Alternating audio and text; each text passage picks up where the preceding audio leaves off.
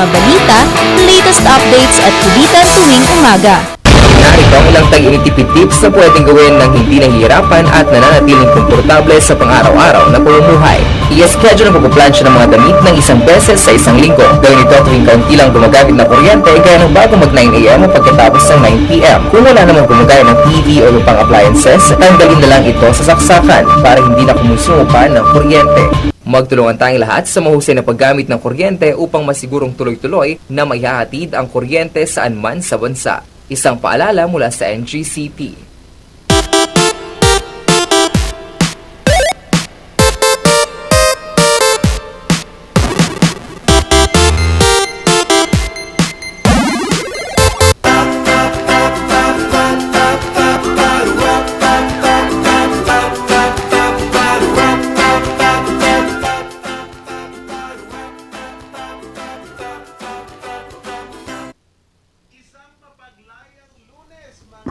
Balitaktakan, it's Monday! Magandang umaga at nagbabalik ulit ang inyong favorite morning show. Morning! Balitaktakan, makakasama niyo po dito ngayong umaga, Charles. Good morning! 124 years ago! Pinalaya na tayo. And kayo din. Not specifically 124. Ayan. Hi, Papa Jesse. Good morning. I love you, Papa Jesse. Good morning. Ayan. 124 years ago, pinalaya na tayo. Ngayon naman, it's your time para palayain naman ninyo. Palayain naman. Magpalayo ka na din. Tama na yon. Huwag nang umabot ng 124 years para magpalaya ka. Anyways, Morning Barkada, ang kasama nyo pa rin sa inyong agahan kung ano man yan. Mainit, malamig. Kinanta. Kanta yun eh. Pwede yun. Pwede ba? Oo. Diba? Pwede. Kaya Morning Barkada, andito pa rin ang dynamic duo. Minsan nga lang, ngayon lang. Yan. Ang Ma'am si Sheki na Raketera at syempre, madiskarte. Yan. At kung nanonood kayo via our free TV, balik na kami. You can labas lang ang inyong antena at hanapin ang tamang signal. At kung smart digital TV naman at gamit ang Digibox, iscan nyo ang channel numbers at mahahanap nyo kami via the GNN channel or Highland TV channel. Depende po ang channel number sa inyong location. Yan. Naririnig na ba ako? Ay. Ayan. Parang nasa Zoom lang tayo, di ba? Can you hear me? Can you hear me? Students, can you open your mic? Pwede, Ganun. pwede. Ayan, ulitin ko lang, isang mapaglayang umaga sa ating mga kabalitaktakan. Thank God it's Monday. Yes. Pwede yan, ano? Kaya naman lumaya sa lahat ng mga stress na ibinibigay sa inyo ng sino mang nagbibigay ng katoksihan sa inyo. Lumaya kayo at pumunta sa kung saan man gustong tangayin ng inyong mga paa at kung ano-ano mang mga direksyon na pupuntahan dyan. Siyempre, sa amin din, kapag sa mga telebisyon, sa mga antena ninyo, at kung ano mapamang mga paraan ng panonood, naku, pwede po yan. Kasi nga naman, we're live dito po, sa aming Facebook Live, dito po sa, yan. Binati na nga tayo ni Ren. Oo. Pagaling ka po. Pagaling, Ren. Ayan. Oo, and also pwede din nyo kaming mapanood sa YouTube at RNG Luzon at pwede nyo din kaming i-follow sa Twitter at saka Instagram. Yan. Okay, ako na pala. Nanibago ako. Ikaw din. Ayan, sige mga kabalitaktakan, idiretso na natin munang silipin ang latest weather update ngayong umaga na ngayong Monday.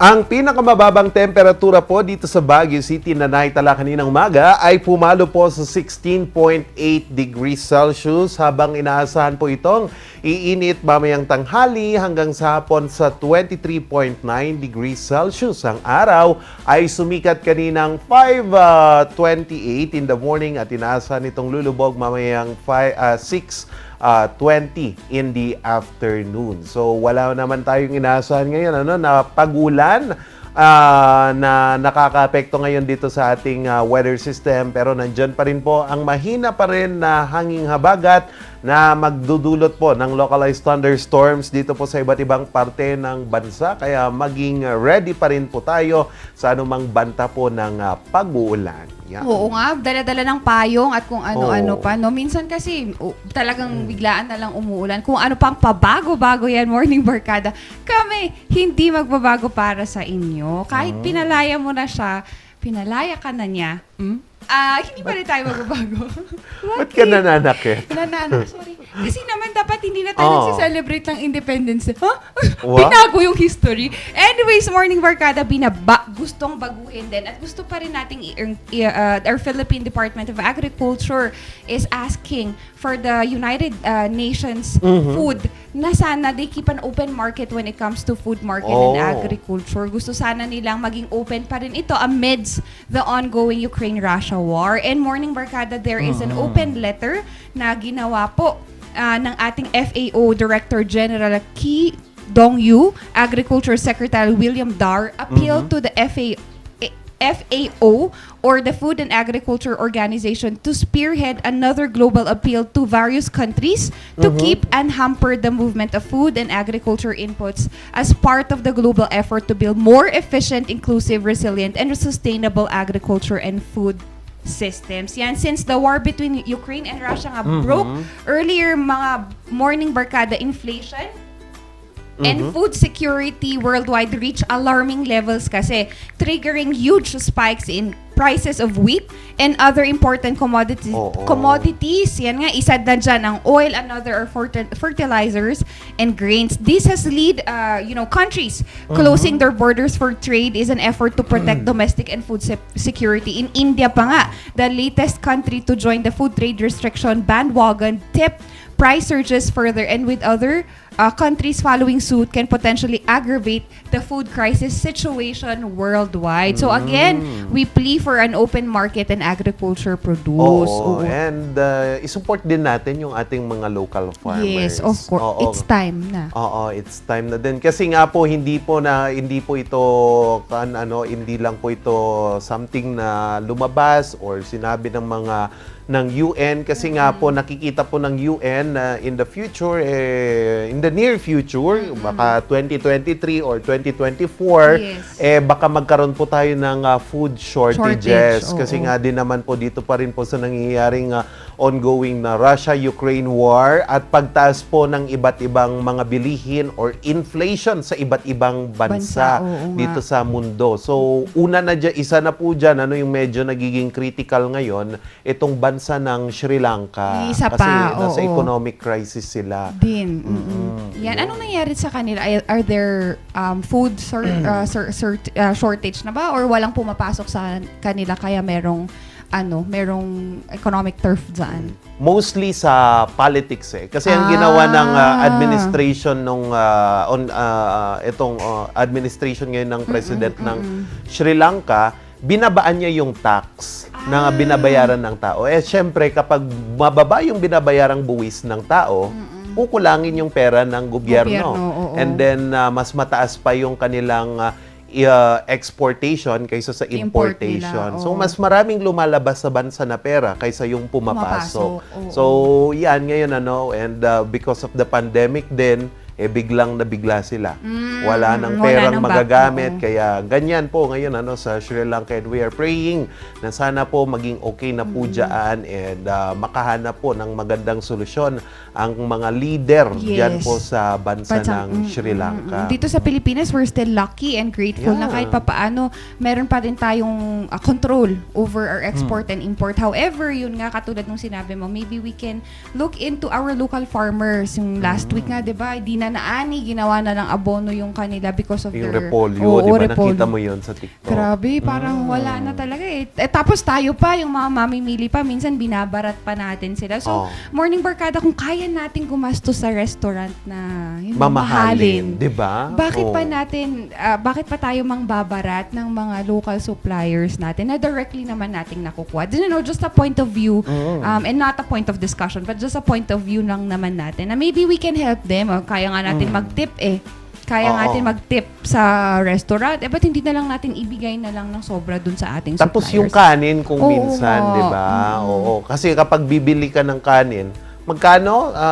12 pesos ngayon? 15. 15. Pero yung pagbibili ka ng farm gate price, mga 20 lang. 20, Yan. oo. 20 isang kilo. Kilo, exactly. Oo. O, diba? Kaya ang gagawin nyo na lang, magbaon kayo ng hindi nalutong bigas, ipaluto Ipaluto nyo nyo sa na lang. karinderya.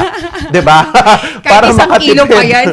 Oo. Pero moving on, mga kabalitaktakan, dito din po kahapon ay ginuninda ng ating ng buong bansa. Ito pong ika-124 na pagtatatag ng Republika ng Pilipinas or ang Independence Day, Yes. 'di ba? Oo. Kasi nga naman po dito po sa Baguio City kahapon ay naging guest of honor po itong anak kaapu-apuhan Wow. ng ating unang presidente si Emilio Aguinaldo III. Emilio Aguinaldo Suntay III. Yan po yung kanyang pangalan ng kaapu-apuhan ni dating President Emilio Aguinaldo. So, ayon po sa kanyang mensahe kahapon dito sa paggunita ng Araw ng Kalayaan ay mahalaga po ang pagkakaisa sa anumang dapat maging aksyon or maging galaw po ng ating pamalaan. And sabi po niya, and I quote, "As guardians and caretakers of the flag, unity is so important. Ang dami nating magagawa kung sama-sama tayo. Every now and then, we voice our opinion and our thinking, but after the election, it is time to unite and be our chosen leader. Pray to God that we are all healthy." End quote. Yan po ang binitawang salita ni Emilio Aguinaldo Suntay III kahapon po dyan po sa Baguio Convention Wow. Center. Kasi, alam mo, siya din pala yung caretaker ng pinakaunang flag. Oh, yun Oo. nga, sa Aguinaldo Museum. And alam nyo ba, si Emilio Aguinaldo Morning Barkada is the youngest and the longest lived president of the Philippines. Really? Oo. Oh. If I recall it correctly, wala pa Kaya mo siyang yan. 20 plus when he became the president. the president. The president. And siya din, he died, I believe, in the age of 98. Longest lived na siya during 96. that. O ganon, mga ganon edad. He is the longest lived na president natin. So, And yun, malaki ding kwan kasi nung last Friday. May balita ako about dito sa dating driver ni Aguinaldo. Nagulat ako, he's 86 now and his name is Pelayo Ramirez. oo, hello Sabi po. niya, tinatanong daw nila noon. Presidente, ikaw ba nagpapatay kay Bonifacio noon? Sabi niya, oo. kay General Luna. Luna, Hindi, sabi daw niya gano'n. Pero it's an opportunity, para din, oo. para makilala, at Oo. least, yun, ikaw ba, sino na ba na-meet mo na The president? president, I think, Fidel Ramos, bastos ka. Ay, alam ko na.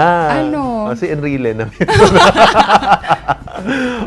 Hindi pala yun, Senate President, yun. Sorry naman yun. na. Oo, na-meet ko na siya si Fidel V. Ramos. Na ano po siya. Oo nga, totoo nga. Totoo? Oo. Akala ko, gino-joke lang kita eh.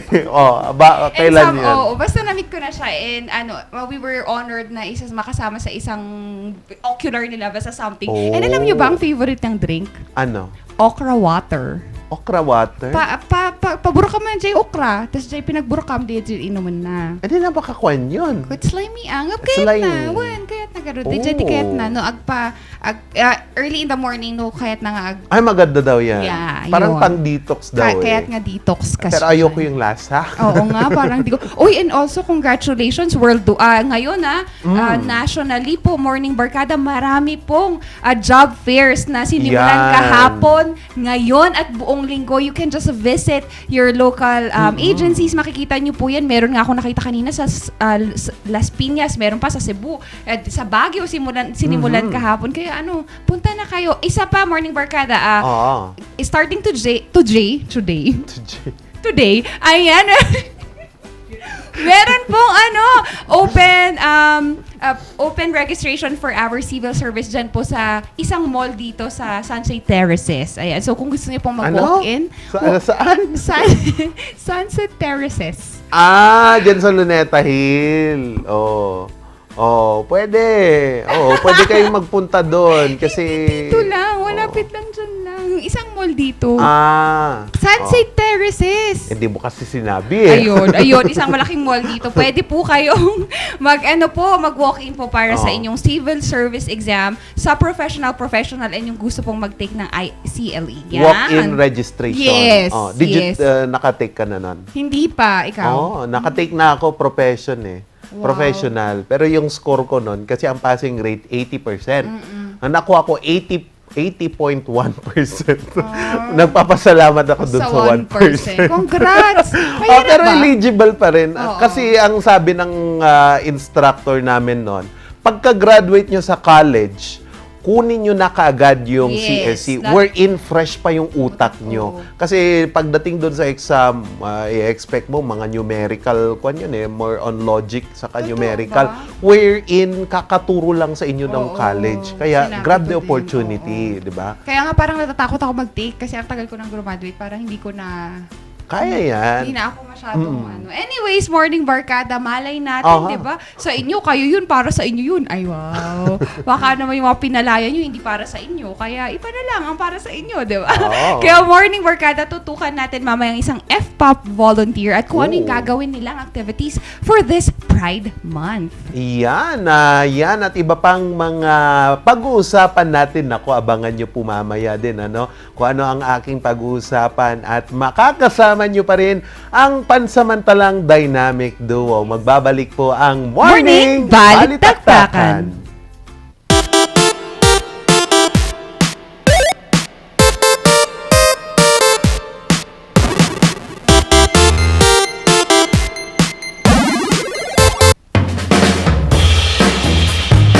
Yes! Ayos to! Ayos to!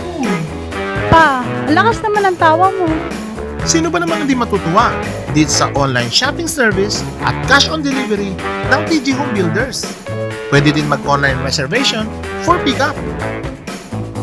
Pa, ano yung sinasabi mo? Ma, mapapakabitan na natin ng tiles ang bahay natin. Pa, baka naman pwede mo isabay yung bubong ng bahay natin. Para sa quality construction materials, mag-TG Home Builders. Main warehouse and showroom at number 75 Ferguson Road, Gisad, Baguio City. Bukakan Branch at number 73 Bukakan Road, Baguio City. Marcos Branch at KM3 Marcos Highway, Baguio City. Sales Office Branch at number 221 at Tab Marcos Highway, Baguio City. La Trinidad Branch at KM6 Batag, La Trinidad. And Urdaneta Branch at MacArthur Highway, Urdaneta City. TG Home Builders. We turn houses into homes. Ang init! Summer na talaga! Buksan mo nga yung aircon, yung electric fan, tapos penging yelo para sa tubig.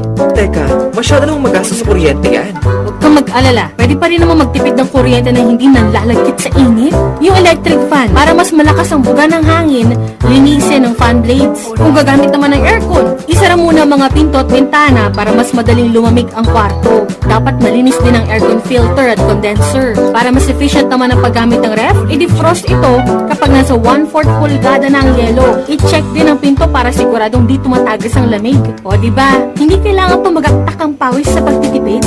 Magtulungan tayong lahat sa mahusay na paggamit ng kuryente. Yan ang ilang tag-init tipid tips mula sa NGCP. Bazaar Music offers a complete line of musical instruments.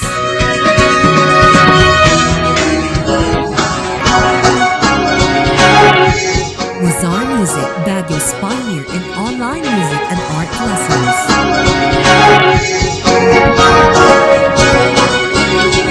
Bazaar Music, bringing music closer to your hearts.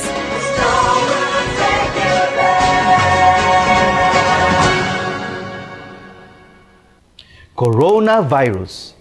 Dahil dito, may mga bagay na hindi mo na magagawa.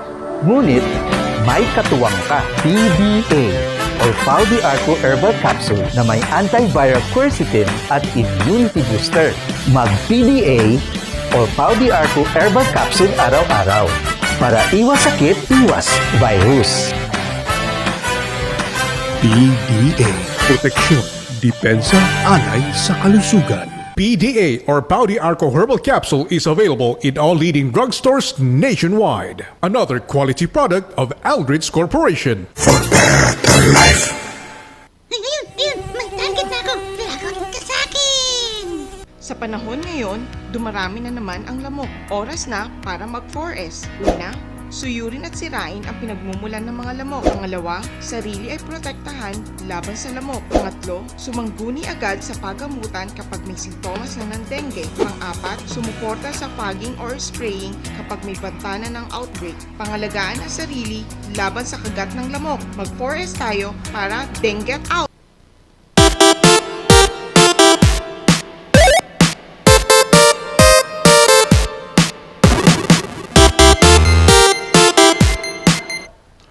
Oras sa po natin, alas 7:24 ng umaga. Nagbabalik po ang Morning Balitaktakan para po sa mga pasada ng mga balita sa Morning Balita. Unahin na po natin ang isa po sa mga tradisyonal na pangingisda dito po sa bayan ng Kapangan, ang asal, kung saan nakakatulong daw ito para sa turismo ng bayan. Pero tutol ang ilang mga mangingisda sa nasabing tradisyon. Ating alamin yan sa report ni Ren de Guzman. Gamit ang isang kubong gawa sa kawayan na nakaharap sa direksyon kung saan nanggagaling ang tubig sa ilog, nasa sala ng mga mangingisda sa Amburayan River, Kapangan, Benguet, ang mga hipon, kabibe at ilan pang mga lamang tubig. Ito ang pag-aasal. Isa sa mga tradisyonal na paraan ng panguhuli. Api nagrugrugian na sa takot da jay nawat na lulong mi kan jay tatang mi angkol mi ko. Nga da kami mati sumasaron ako. Tol-tuloy mi nga garan ito na. Sa likas na ganda ng ilog at sa buhay na tradisyon ng pag-aasal, nakikita itong isang magandang panghikayat sa mga turista. It would really help po sa tourism namin. Kaya nga ang ginagawa ko, ever, kung ipapalam namin sa may-ari, kung willing sila, kasi kailangan namin po rin yung consent nila, dadagdag namin siya sa itinerary ng sa barangay na yon, ng tour package nila. Kasi maganda yung background ng asa na to. It's an indigenous way of cutting fish. Wala naman daw problema sa mga mangingisda ang planong ito ng pamahalaan ng Kapangan, pero mayroon lamang silang kahilingan. 180 so nga naramin nun o pang naramit ti barangay Ubinars iso dati kulot ijay entrance jay jay story jay anti rangkay nga di jay ano awan jay barangay official kat da kami ti adat. Pag nagkataon, malaking bagay rin daw itong pangdagdag sa kanilang kabuhayan.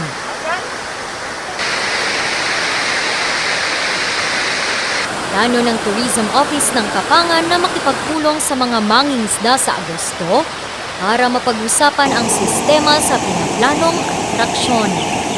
Ren de Guzman para sa Luzon Headlines. Malaking hamon pa rin para sa Department of Environment and Natural Resources ang pagpaparami ng mga pine trees sa Cordillera. Ating alamin yan sa report na ito.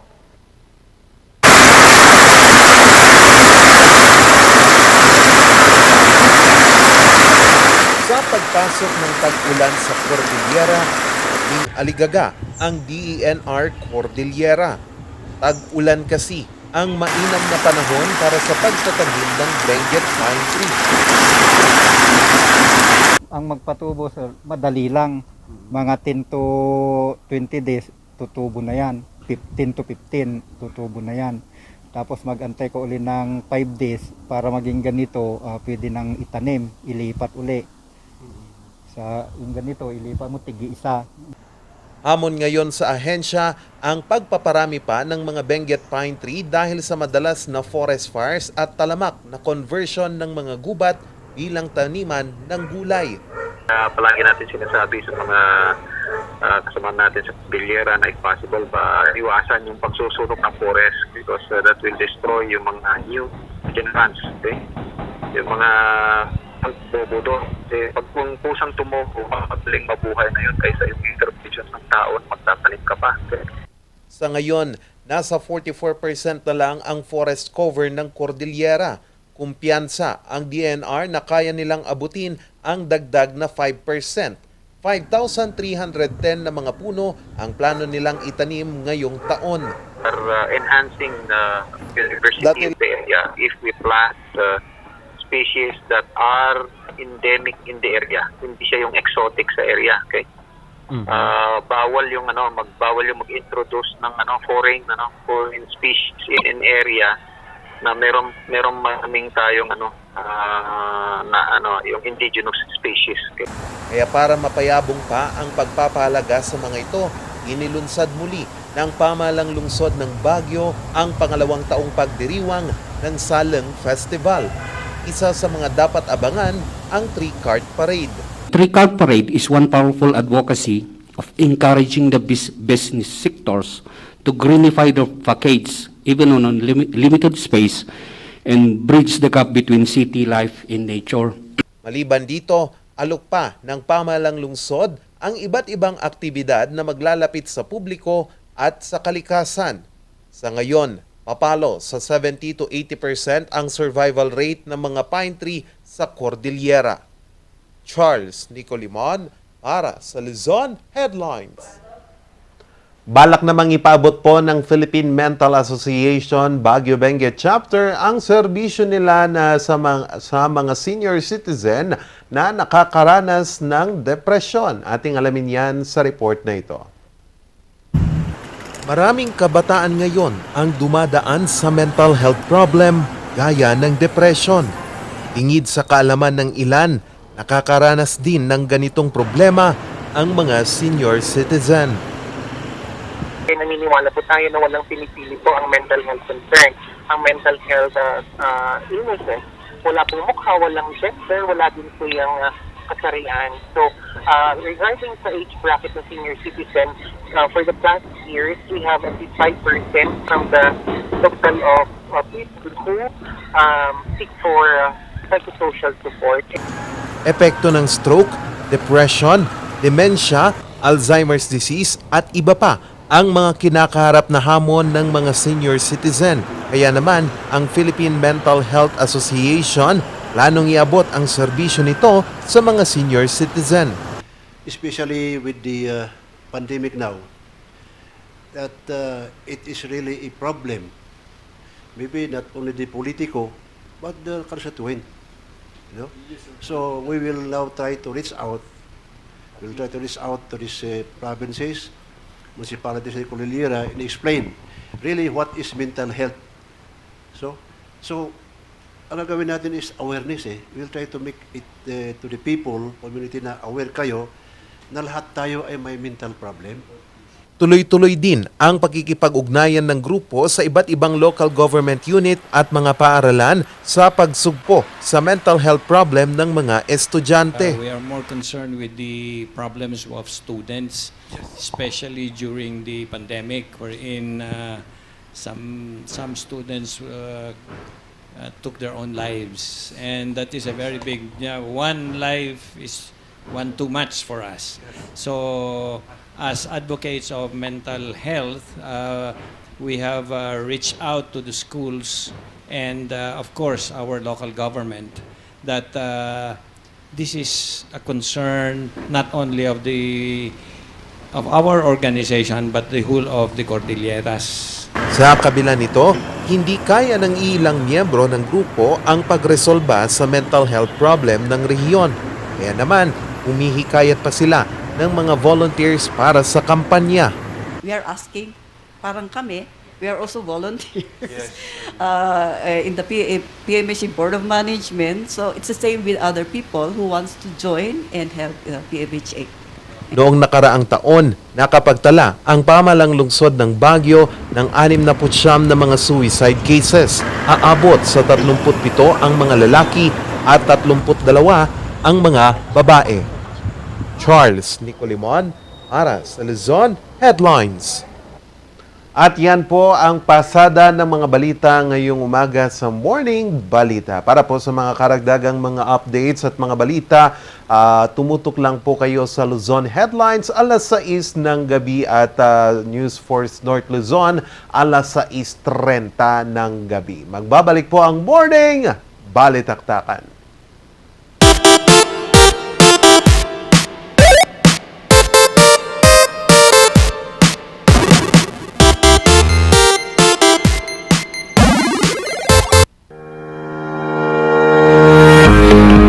The Baguio Country Club, the first and only 5-star mountain resort in the Philippines, is fully equipped and ready to welcome you back.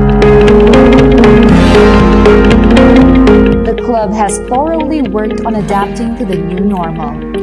The usage of any of the facilities and amenities of the club is governed with specific rules, regulations, and procedures in accordance to the medical, physical distancing, and disinfecting protocols. And as you return back here to your second home and make new memories with us, we assure you that at the Baguio Country Club, you do not have to worry because we can assure you that the club continuously puts great importance to the health, safety, and wellness of its members, guests, and employees.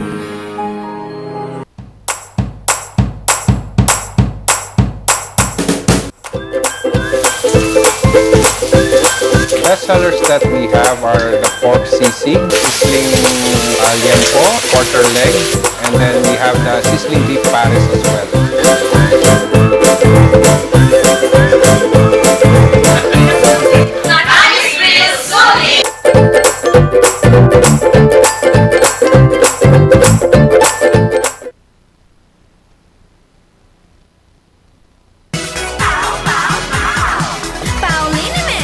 Masakit ba ang likod, ang kasu-kasuan?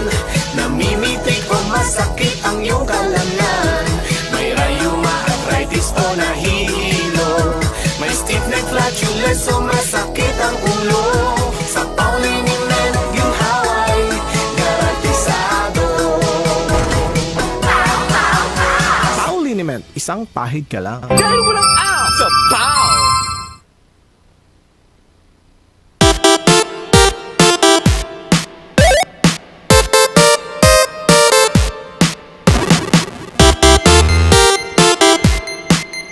Ayan, Morning Barkada, 124 years ago, nagpalaya at pinalaya na tayo. Bakit hindi pa natin isagad ang ating independence at kung paano natin in-exercise ito in our small communities?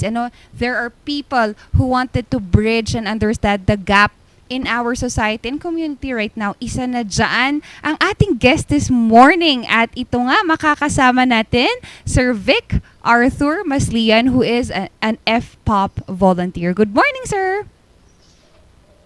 Hello po, good morning po. Magandang umaga po sa lahat ng nanonood.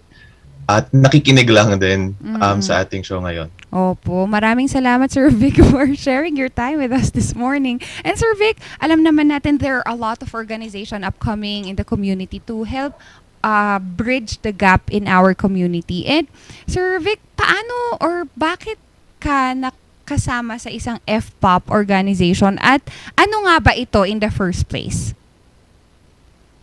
So may talambuhay po guys. I'm just kidding. Pero ang FPOP po ay isang non-stock, non-profit organization. Isa po siyang national organization. Nabuo kami noong August 4, 1969. Nagpo-provide kami ng sexual and reproductive health services sa ating mga kababayan, especially sa mga poor and underserved communities natin. So dito sa Baguio City, meron tayong Baguio Benguet chapter. So nasali ako sa advocacy dahil nung una nagjo-join lang ako sa mga seminars until naging policy volunteer ako ng FPOP until naging advocate talaga ako ng sexual and reproductive health lalo na para sa mga kabataan, and of course ngayon nagfo-focus naman tayo sa HIV. Sir Vic, ang laki na ng grasp natin on the understanding of FPOP. Pero ang tanong ko, Sir Vic, bakit sa tingin mo there are still people who are close-minded when it comes to this with this discussion? Tama. So, tama po sa usaping sexual and reproductive health, medyo tabu pa ito sa Philippines. Unang-una dyan, hindi po kasi ito na pag-uusapan. So, importante ang sexual and reproductive health ay mapag-usapan simula pa lang sa bahay. May stages kasi yan. So, kung may sa mga bata, meron dapat tayong information na sinasabi na sa kanila hanggang nagpo-progress hanggang sa nasa school na sila na ituturo na rin doon sa school. Pero dito sa Philippines, medyo wala pa kasi yon. So, kaya ayaw siyang pag-usapan ng mga tao. At pag pinag-uusapan natin ng sexual and reproductive health, sinasabi nila na parang pinopromote natin na maging promiscuous yung kabataan. Yes. O lalo na yung mga kabataan. Opo. When in fact, hindi po yung totoo. Dahil gusto lang natin na alam nila yung mga, or tama yung mga decision na magawa nila kung informed sila. Sir Vic, nasabi mo nga po kanina that this sex education and reproductive health, this issue should be started or dapat simulan siya sa bahay. Pero Sir Vic, what is your stand naman? Sometimes our parents kasi seclude us to the idea or the concept of these matters. And dapat nga, di ba, sila yung nagsisimulang mag-educate. And how do we properly educate nga ba our youth and our members of the family when it comes to these matters? Yes, tama po. So, sa bahay nga, hindi natin napag-uusapan Opo. ito. For example, yung mga bata na babae, ang tinatawag natin sa kanilang vagina ay flowers. So, for example, magkaroon man ng violence sa labas na siguro tinouch or hinawakan ng ibang tao yung kanyang private part, hindi niya masasabi sa atin na hinawakan. Hindi niya masasabing directly na may nag-touch or dun sa kanyang private part. Ang sasabihin niya may nag-touch sa flowers. So, kung sasabihin niya rin yun sa ibang tao, hindi rin maintindihan ng ibang tao yung gustong isumbong kung sakali ng bata. So, dapat yung mga ganitong usapin, tumataas na kasi yung kaso natin, lalo na ng ating teenage pregnancy, yung mga sakit natin, katulad ng yung mga STIs, katulad ng HIV and AIDS. So dapat sa bahay pa lang, alam na natin yung basic information na, for example, sa bodies natin, ano ba yung mga bagay na hindi dapat tinatouch ng ibang tao, lalo na kung ikaw ay naging adolescent na or nasa puberty kasi meron ng mga pagbabago sa katawan mo. And of course, kung paano maprotektahan yung sarili natin laban sa mga STIs, and of course, pati na rin sa sexual and gender-based violence. Yun nga, sir. Kasi there are now existing with that. Sir Vic, nabanggit mo na rin ang HIV awareness and STI infections as well. Ikaw ba, Sir Vic, how does FPOP look into this? Paano nakakatulong ang FPOP para matugunan itong mga issues na to? Yes. At so alam naman na po natin na ang ating government ay ginagawa rin po talaga kanilang best para ma-provide yung mga services na to, no. Pero meron tayong mga specific communities or key populations or mga specific na clients na mas gustong ng ibang klase ng services, no, or ibang type ng services. For example, natatakot silang pumunta sa clinic kasi may kakilala sila doon. So, dyan na kami pumapasok na meron tayong community center for HIV prevention sa Magsaysay Avenue sa T. Alonzo, kung saan pwede silang mag-walk-in, no, na para hindi sila mahiya. Na very private lang siya. Isa ring ginagawa natin na intervention, tayo na mismo yung pupunta sa community with the help of the other CBS teams sa Baguio City, lalo na ng support ng Health Services Office at Philippine National Foundation and Love Yourself. Pupunta tayo sa communities para mag-conduct ng community-based screening. So tayo na yung nag-reach out sa kanila kasi pwedeng hindi sila makalabas or natatakot din silang pumunta kahit sa clinic natin. So, isa rin na ginagawa natin ay yung online talks natin para at least mabigay natin yung complete na information sa kanila at magsilbing demand generation na para magkaroon sila ng courage and confidence na mag-access ng services natin. That's right, no, Sir Vic. We're just making the program more open and more more reachable, if that's the right term, for people that would have the fear or maybe alanganin when it comes to this.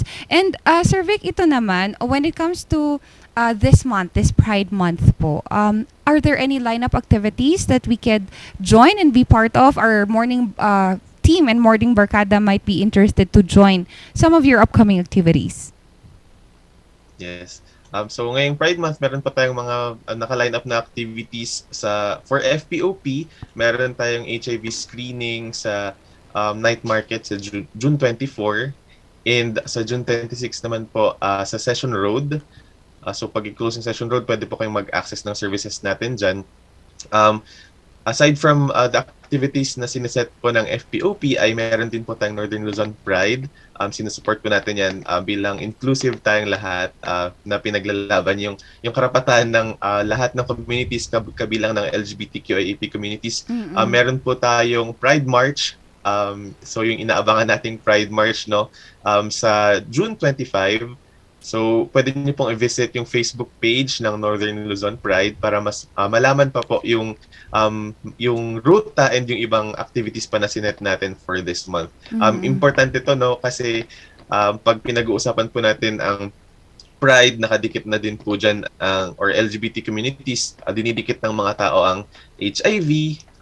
Kaya tuloy-tuloy pa rin yung pag-educate natin sa kanila regarding sa issues nito. Yes, that's really something that we should be debunking right now na Sir Vic. Dapat tanggalin na natin yung ganitong pag-iisip natin. Sir Vic, lastly, and in a personal question naman, Sir Vic, people choose their advocacy, people choose their mission, people look into their passion. Pero ikaw, Sir Vic, what you've chosen right now is not everybody's choice. Hindi lahat ito yung gusto nilang mission or advocacy. What motivates you, Sir Vic?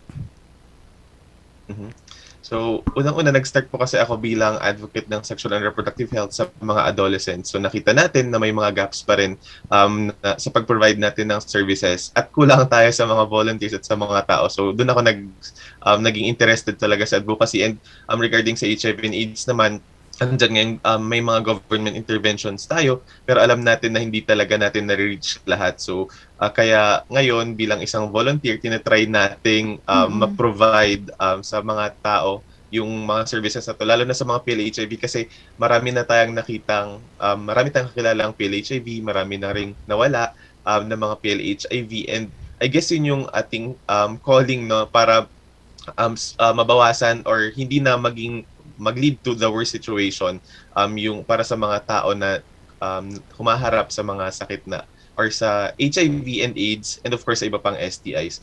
So kaya tayo nagvo-volunteer or kaya dito natin in-exert yung ating effort. And hopefully sa mga nakikinig ay marami pang maging interested na tumulong sa atin sa advocacy.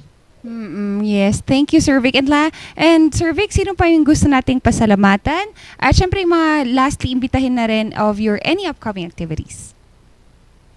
Yes po. So, unang-una, nagpapasalamat po tayo sa ating mga partners sa communities kasi sila yung tinatap natin para ma-provide yung services na ito. Of course, sa ating mga partners, development partners, CDOH, Health Services Office, RHWC, Philippine National Foundation, AIDS Healthcare Foundation, and Love Yourself Incorporated. And ini-invite ko po kayo na kung gusto niyo pong mag-volunteer sa sexual and reproductive health advocacy or kahit specific lang sa HIV and AIDS, you can just visit our Ajuan Community Center sa T. Alonzo. Ito po ay yung sa overpass doon sa malapit sa paradahan ng La Trinidad Jeepney Station. Yes. So third floor po kami.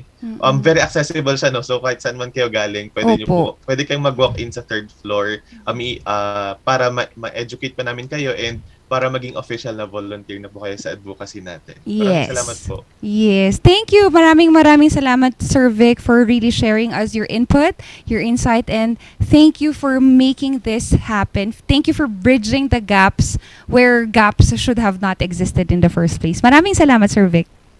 Yes. Thank you so much po. Yan, Morning Barkada ngayong Pride Month. Bakit hindi natin gawing advocacy, personal advocacy, na sumali sa ganitong organization that really is thriving to fix and make a solution make a solution for something that is already existing. Kaya Morning Barkada, I hope inspirasyon nyo ito ngayong araw. Magbabalik pa rin ang Dynamic Duo dito lang sa Morning Balitaktakan.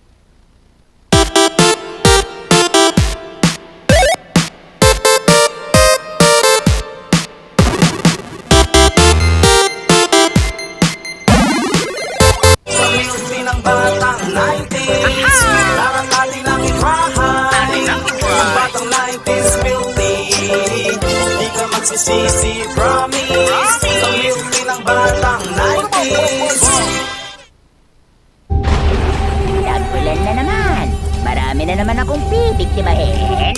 Tag-ulan na naman, pinapaalala ng Department of Health na sundin ng 4S kontra dengue.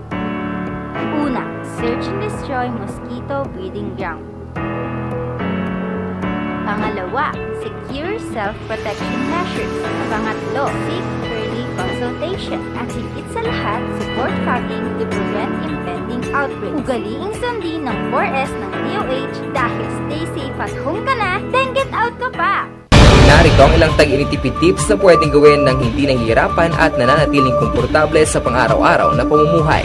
I-schedule ang pagpuplansya ng mga damit ng isang beses sa isang linggo. Gawin ito tuwing kaunti lang gumagamit ng kuryente gaya ng bago mag 9 AM o pagkatapos ng 9 PM. Kung wala namang gumagaya ng TV o iba pang appliances, tanggalin na lang ito sa saksakan para hindi na kumusumo pa ng kuryente. Magtulungan tayong lahat sa mahusay na paggamit ng kuryente upang masigurong tuloy-tuloy na may hahatid ang kuryente saan man sa bansa. Isang paalala mula sa NGCP. Gusto mo bang maging updated sa balita at mapasaya ang inyong araw? I-scan ang inyong mga Digibox at hanapin ang Highland TV. Ang aming channel nakadepende sa inyong lokasyon. Para naman sa mga gumagamit ng free TV o digital smart TV, posisyon ang inyong antena sa labas ng bahay at hanapin ang Channel 44. Pwede rin kaming subaybayan live sa Original News Group Luzon Facebook page at RNG Luzon YouTube channel. Araw-araw tumutok para sa mga balita, latest updates at kulitan tuwing umaga.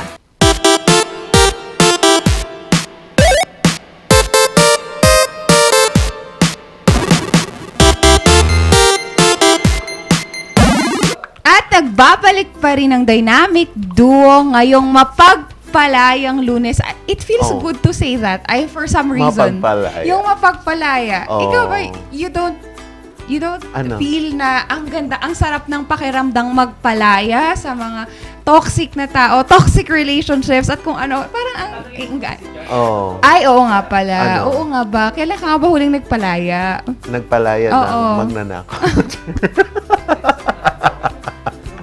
Pero na-try ko na din. ka na ba? Oo. Kailan? College? Nung high school. Ay, tugol Saka naman. college. Bakit? Ano nangyari? Ano? Ano nangyari yung college? Marites ako eh.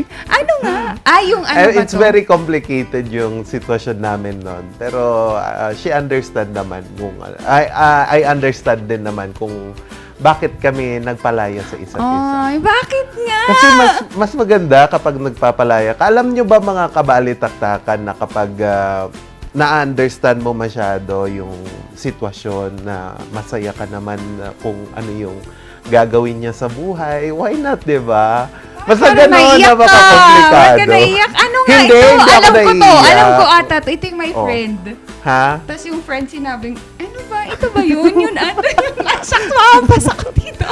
At pasalamatan din na, Char. Basta gano'n. Kasi alam mo naman kapag nagpapalaya ka talaga, parang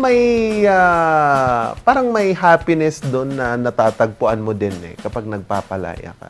Like, hindi mo naiintindihin kung ano yung mangyayari basta pinaubaya mo na siya. Ganon. Ikaw ba? Ako, going pa lang doon. Going pa. Admittedly naman, I've been openly saying Pinapalaya mo si Elera. Wow! Hindi. Yun ibang discussion naman. Pero sa ibang bagay talaga, there are things that are bound to just end. Alam mo, ina-accept mo na Oo, ganun na lang ganun talaga na talaga. Pero, ganon. Palayain mo lang talaga. Basta wag nating palayain po ang West Philippine Sea Oo, mula sa wag, ating pwede. teritoryo, sa Atin atin yun. po yan. Yan, oo. Oy, and also Sir Vic, and to all the volunteers of F-Pop po, maraming salamat po for being with us this morning. At yun nga, kung gusto yung maging volunteer, sama na. Sabi nga nila, Morning Barkada, HIV is just a virus. Stigma is the deadly disease. Yun. Diba? Tama naman. Disease? Disease, Disease, sabi mo. Sabi ko ba? Sorry na pulol.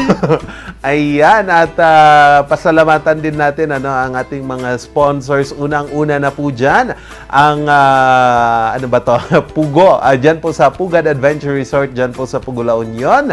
And also, kung hanap nyo naman po ang pampawi ng mainit na panahon, punta na po kayo dyan sa Upper Session Road. At bisitahin po ang Batang 90s Milk Tea. And kung hanap nyo naman po ang mga musical instruments at matutong mag-play, pwede naman po kayo dyan sa Musar Music. And kung gusto nyo namang luminaw ang inyong mga mata, punta na po kayo sa Dizon Vision Clinic at sa Maranan and Ballesteros Optometric Clinic. na laging nagbibigay sa atin ng malinaw na paningin. Yan, oo, para makapagpalaya ka na talaga. Malinaw na paningin, Morning Barkada. At syempre, hindi pa huli ang pioneer of online selling for furnishing and all materials needed in your home, TG Home Builders, National Grid Corporation of the Philippines, NGCP nga, at also Baguio Country Club. At syempre, tanggal na ng pananakit. Sana nga matanggal niya na yung sakit, Charles. Kasi dito, tanggal na or wala na or tanggal na ang aw sa PAW. Uy, hindi ko sabay. Tanggal na ang aw sa PAW. Sa PAW. O, lahat yung wallet natin, lagyan natin ng PAW para matanggal yung sakit ng wallet natin. Pero may Ilocano version daw yun. Anya? Oo, meron ding kapag gusto mo naman, kapag Ilocano ka at gusto mo nang pinapaitan, kaude apro. Ano yun? Yung hanapin mo daw. Ewan ko, narinig ko lang doon sa isang nag-joke na kuhan sa akin. Huwag ka sumasama kung kanino hindi namin alam yun. Ano yun? Pangpapaitan daw. Kaude apro. Di ba yung apro ng baka, yun yung ginagawa pangpaitan. Ang slow naman. So, hindi ko kasi alam. Tagalog Pero lang ako. we love yung mga products po ng Pau de Arco and pwede po yan yung BioClone para po sa mga naghahanap po ng mga food supplements na po pwede sa kanilang mga kalusugan but wala pa po tayong therapeutic claims dyan po. And pwede din yung kung gusto niyo naman po mag-fun ni Mrs. o kahit sino man, meron din sila pong product ng Toro Capsule. Yan, pwede din. At iba't iba pang mga products mula po sa Pau de Arco. Yan. Yes, kailangan na rin magpalaya ng mga tao dito sa studio. Maraming salamat po pagsama sa amin ngayon. Again, never let anyone bring back the unhealed version of yourself that you've worked hard to be better off, Morning Barkada. Kaya palayain na po natin ang mga dapat palayain. Thank you! Isang araw na namang mapagpalayang Lunes ang binuo ng Dynamic Duo. Andito pa rin ang Madiskarte at Raketerang Mamshi, Mami Shaki. Ayan, nagpalaya. Kaya pala nakaputi tayo, nagpalaya tayo. Yes. Ng kaluluwa. Tama. At nakasama nyo naman po sa Pilitan at Tawanan, Charles Limon. At bukas, magsama-sama ulit tayo sa panibagong umaga kasama ang inyong dynamic trio dito lang sa Morning Balitaktakan.